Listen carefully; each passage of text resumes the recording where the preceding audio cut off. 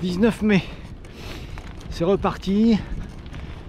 J'ai dormi le long du canal, j'ai bivouaqué dans un petit champ derrière.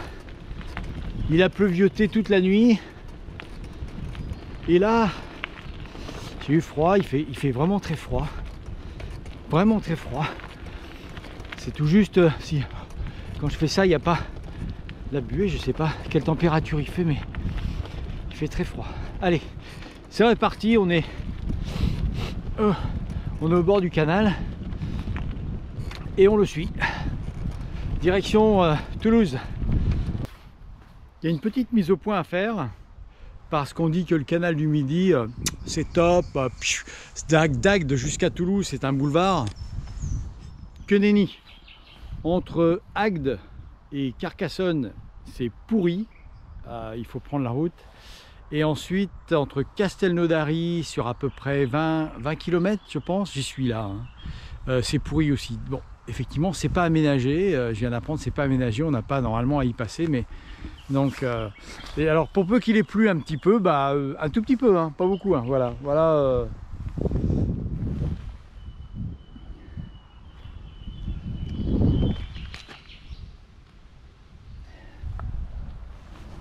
Alors donc, à moins d'avoir un VTT, c'est pas passable. Voilà pour mes amis cyclistes. Enfin, le canal du Midi, comme je me l'imaginais.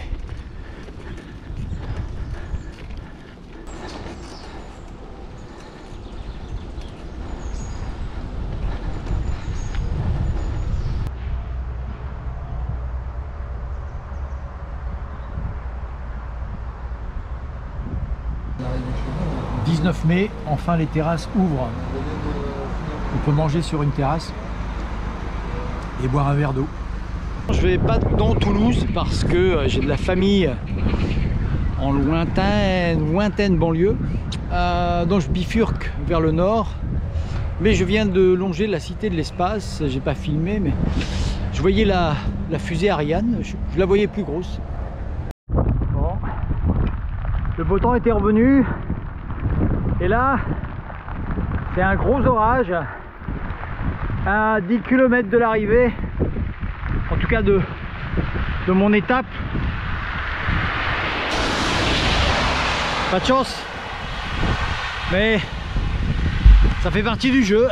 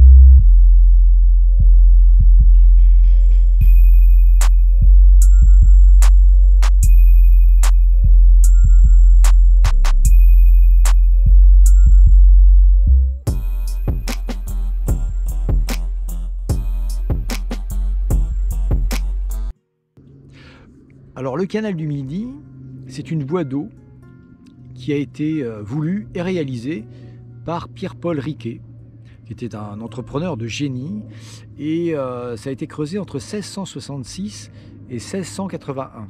Il s'étend sur 240 km entre Letanto, à côté de Sète, et Toulouse.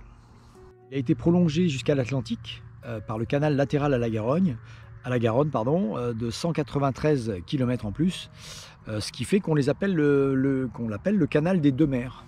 En 1962, le 15 novembre exactement, Riquet écrit à Colbert pour lui proposer le canal royal du Languedoc.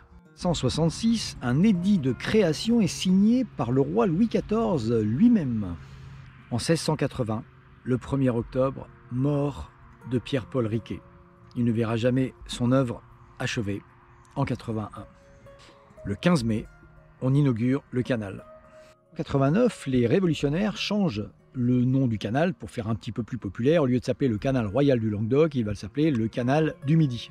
14 ans de travaux quand même, avec 12 000 ouvriers entre 1666 et 1681, 240 km de long, 2 mètres de profondeur et entre 20 et 24 mètres de large.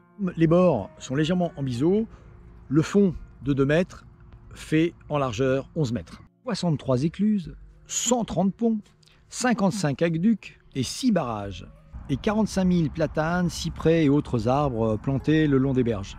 Alors l'idée n'était pas neuve, hein. Charlemagne s'y était déjà intéressé, François Ier s'y était intéressé, Henri IV s'y était intéressé. Mais à partir du 19e siècle, bien entendu, un petit peu comme le canal de Bourgogne, le canal du Midi a souffert de la concurrence du chemin de fer. Voilà un petit peu en abrégé l'histoire du canal du Midi. Bonjour, nous sommes le 20 mai pardon. Le temps passe vite. Je quitte Bessières où j'étais chez un neveu en famille. Super agréable, super accueil, un bon lit. Et puis ça fait du bien. Mais par contre je ne pourrais pas, à ma grande déception, à la déception peut-être de certaines personnes qui me regardent, je ne pourrais pas aller à Biarritz parce que je suis coincé dans le timing. Je dois être début juillet de retour à la maison à Nîmes. Et donc je vais couper, je vais faire Toulouse-Bordeaux. Là, c'est ce que je suis en train de faire. Et je viens donc de quitter Bessières, petit village sympa, dans la banlieue de Toulouse.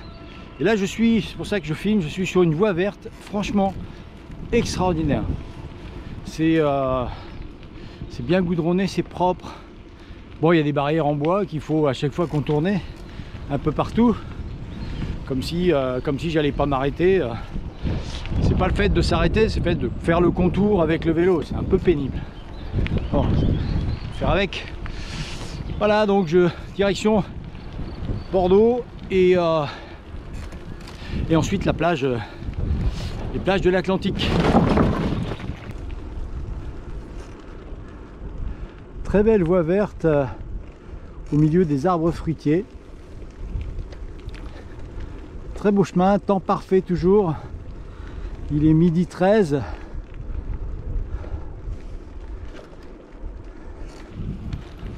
Entre Bessières et Bressolles, superbe voie verte, vraiment superbe. Sauf les chicanes, avec d'innombrables rondins de bois. Je pense que celui qui a monté ça, il avait des coms sur les rondins de bois. Vraiment tout pour embêter les cyclistes. Des chicanes complètement stupides et inutiles. Et là maintenant je suis dans une forêt. Dans une superbe forêt.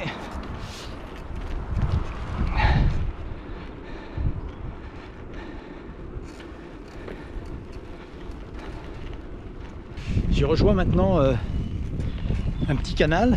Enfin un petit canal. Un canal quoi. Je sais pas si c'est le canal latéral, je sais pas.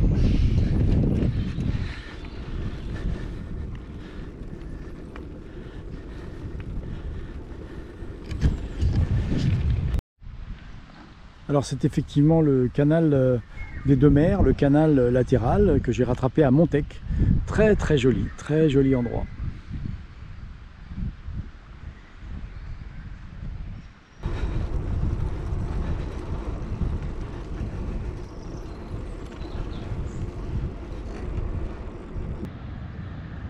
Castel-Sarrazin, très joli nom.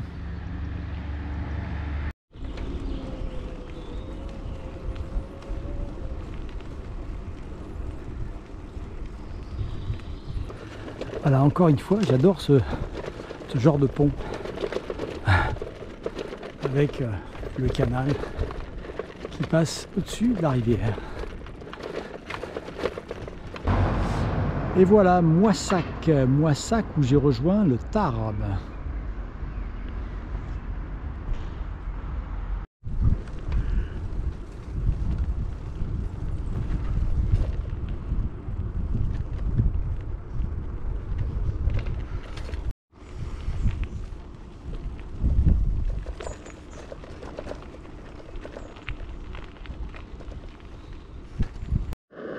Avant, après.